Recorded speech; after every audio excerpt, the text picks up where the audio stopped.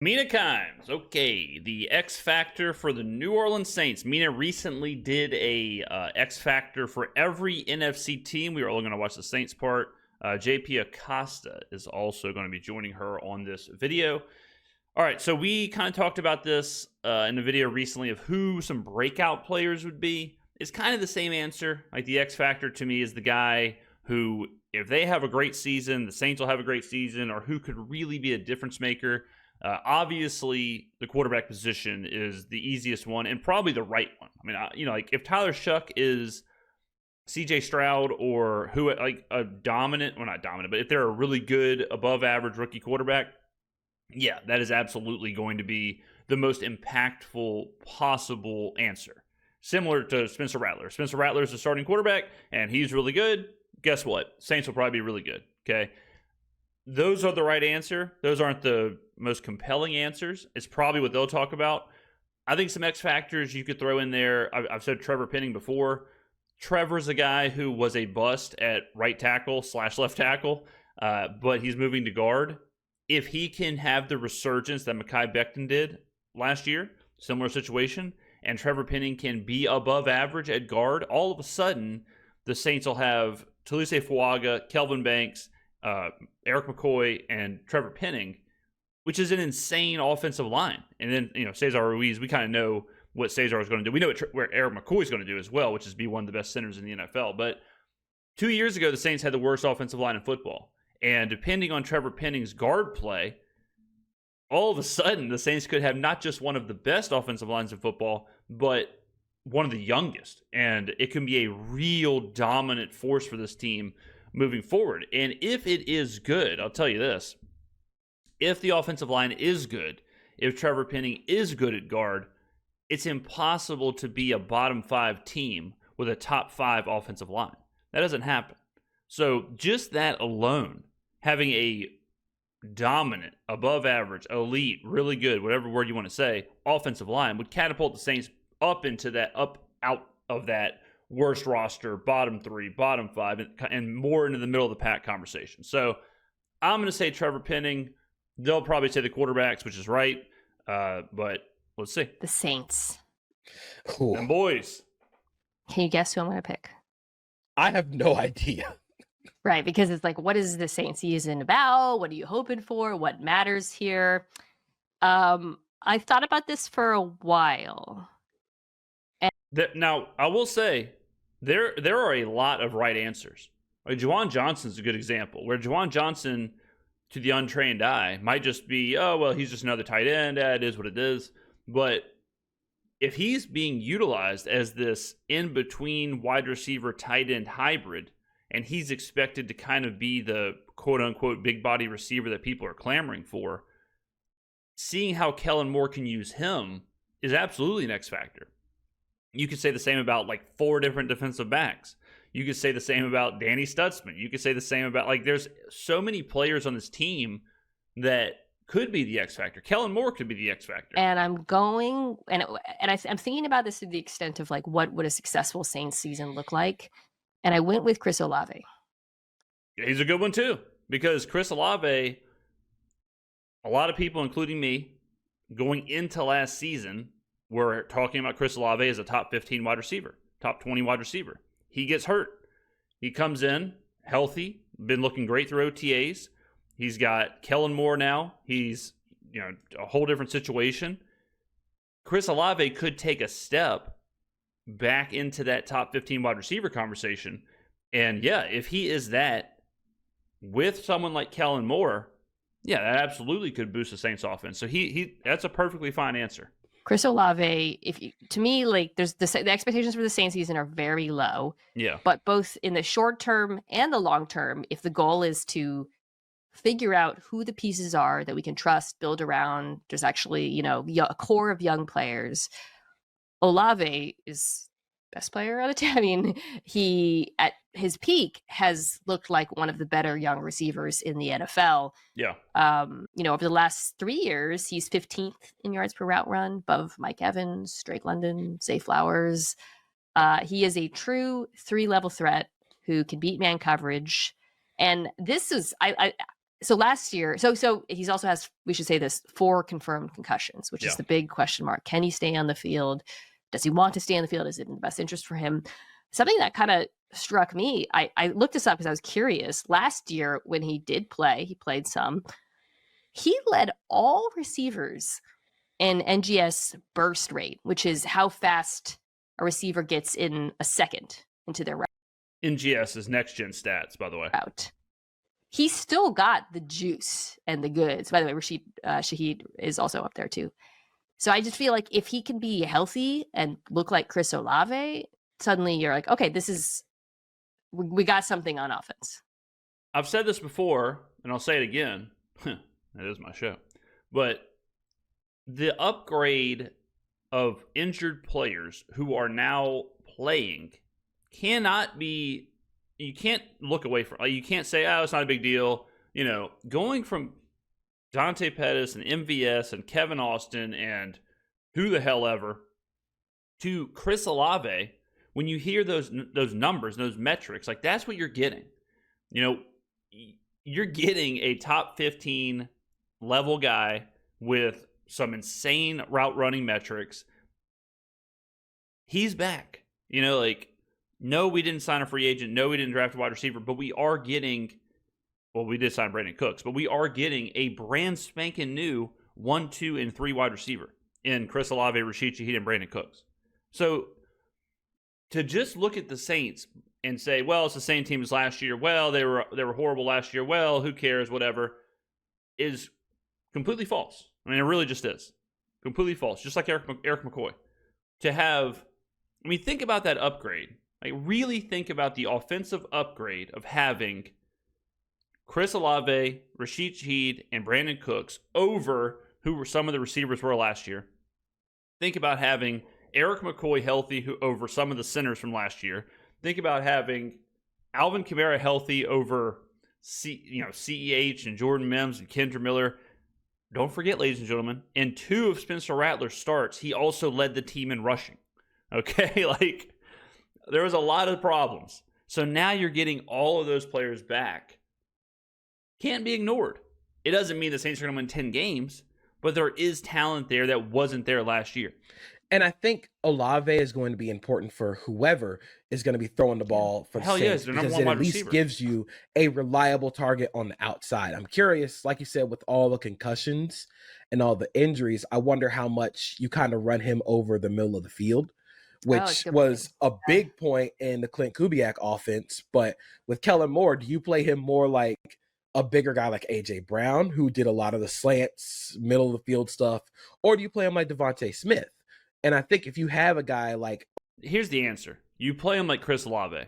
If he is on the field, and this goes for any athlete battling injuries in any sport, the second you start to factor that in and play differently, it's over. If you're going to be out there, you got to be out there as Chris Olave. And if you're the coaching staff, you have to play him like Chris Olave. You can't have him out there and think, well, we got to eliminate these routes from the route tree because we don't want to, get him injured. It's okay to say, hey, look, maybe we shouldn't call 12 slants in a row with Chris Olave, but you shouldn't shy away from those routes because of the past. Olave, who is so quick and explosive on the outside, if you can keep him, I'm not going to say confine him to one section of the field, but in order to mitigate the risk of him getting hurt again, running him on all these outbreakers, on all the comebacks, on all the outside plays is going to give you a lot of chances to actually get him through a season fully healthy. I also think, I was wondering if you were going to offensive line here, because you got to figure out who your best 5 are eventually. But Olave is the best player on this offense. Getting a full season from him has to be important, like you said, just to figure out if you can count on him in the long run. And for sure, looking towards the future, that's important because of Chris Olave's 5th-year option, all that stuff. So if Olave does have a bounce-back season where he's healthy, he's productive, all of that, that does change the outlook in the next couple of years, where now you're thinking, okay, now we build around Chris Olave in the wide receiver room. Whereas if he's not part of the equation, you're rebuilding that entire room. But now if you say, well, we know Chris Olave is effective, we know he's good, we know he can fit in this offense, we know he's healthy, whatever, you move forward with the idea of he's our guy, and then you build off of him. And it doesn't take much to then build out a really good wide receiver room. I mean, you're one draft pick away, you're one free agent away, you're one whatever away from Chris Olave, Rashid Shaheed, blank player, Brandon Cooks even. All of a sudden, it's like, damn, that's a serviceable room. And that's how fast these dominoes can fall, where let's say you get another, another wide receiver in the draft, and Kamara's good, right? We know Kamara's good. Now, let's say Trevor Penning works out. And let's say Chris Olave has a good season this year, and you draft a wide receiver. All of a sudden now, look at the offense. And let's say, you figure out the quarterback, we don't know who it's going to be, but Tyler Shuck or Spencer Rattler, all right. Not too much has happened. Really, the only player you're adding is the wide receiver we're drafting. But now, look at the offense. You're good at quarterback, rookie deal. You're good at wide receiver. You're good at running back. You have a great young offensive line with your 2 tackles on rookie deals. That's why I'm telling you, I could care less about what the record is this season. Because if those answers or if those questions get answered and you can see the trend line moving up, oh, baby, we are cooking with Crisco. We are absolutely cooking. Now, yes, there is a chance that Trevor Penning doesn't work out at guard. Either quarterback is absolute ass. Chris Olave gets hurt. Like that, sure. The questions could get answered negatively, which you'll just have to watch the trend line. You have to watch and see what's playing out, and then, okay, that's the context, and now you can see how we're moving forward. But if they get answered in a positive way, man, the Saints are in a good position. The Saints are in a great situation to win moving forward. Yeah, Banks Jr. and Fuaga would be my other 2 guys on the, the tackle positions because they've invested so much in this offensive line. And like you said, whoever's playing quarterback, it has to be better. Yeah. I love your point, like thinking about the coordinators. That's such a great point because Kellen Moore's offense, we think about what it's going to look like. I actually think, like you could really see Chris Olave, who has kind of a similar skill set to Devontae Smith, by the way. I think you could see him flourish. And this, like, if he's healthy, Chris Olave, Brandon Cooks, Shaheed, bombs away, man. Bombs away. Like, and you. It's exactly what I was just saying. Exactly what I'm just saying. I'll tell you, look, this is what's going to happen. You're going to hear a lot of copy and paste from, national commentators who are just going to say the Saints are ass and the Saints are bad. But then you're going to have situations like this where Mina and JP take one look at that roster and it's like, well, actually, this isn't bad. Like, actually, Chris Olave, Rashid Shaheed, Brandon Cooks, Alvin Kamara, you have a good offensive line. Like, damn, this is actually pretty chill. And that's what's going to happen. It's exactly how this is going to play out, to where when you step back and you look at the team and you get away from 5-12, you get away from Dennis Allen, you get away from Pete Carmichael, you get away from Derek Carr, you get away from all that, and you focus on what the Saints have right now. Like, all right, there's some stuff that can work here. You got a quarterback in Tyler Shuck, assuming he starts, who can sling it. Yeah. Spencer Rattler can sling it. Yep. So, yeah, but you're right that the offensive line could certainly be the limiting factor. All right, let's wrap with the NFC. Could be the limiting factor, or it could be the best part of the team. Could be one of the bright spots. And that's how a lot of this for the Saints is going to work this year, where Tyler Shuck, Spencer Rattler could be the worst part of the team. Or they could lift this team up to that next, the next level. Trevor Penning, the offensive line, could be horrible. Or it could be one of the best offensive lines in the NFC. Chris Olave could be hurt, or he could be a top 15 wide receiver. Saints are a very volatile team in that way. And a lot of teams, and we looked at the NFL FPI earlier this week, a lot of teams in the Saints situation in the past are very similar, to where there's so much volatility with young teams and teams in transitions with new coaches, new coordinators, new quarterbacks, new players. It's a very boom or bust, where, just like the Commanders, if Jaden Daniels was awful, the Commanders would have been awful. But he was awesome, so they were awesome. If CJ Stroud was terrible with the Texans, they would have been terrible. But he was awesome. They're awesome. Like, there's a lot of unknown with the Saints. Chris Olave, relatively unknown of how he's going to play out. Kellen Moore, unknown as a head coach. Trevor Penning at guard, unknown. Kelvin Banks, unknown at left tackle. We don't know how this is going to play out. But, Tyler Shuck, unknown. Spencer Rattler with a healthy team around him, unknown. Right now, we don't know. But we have to sit back, let it play out, watch, and then I would not be surprised at all if this clicked and this team was good. I wouldn't be surprised if it didn't, right? But that's what happens with a high volatility team. But I mean, it's going to be a heck of a ride. I'll tell you that, ladies and gentlemen. All right, good video from Mina. Good stuff. I love her backdrop. I love the backdrop on her videos, the bookshelf. It's amazing how, obviously we're seeing a lot more of these creators get out of the studio. Well, I mean, not that she's just an independent creator, but a lot of people are getting out of the studios. I think networks and whatever are realizing that the studios are kind of like an overhead cost you really don't have to pay. But it's interesting to see the backdrops. And almost everyone uses the backdrop of the books. Like the bookshelf situation seems to be like a go-to.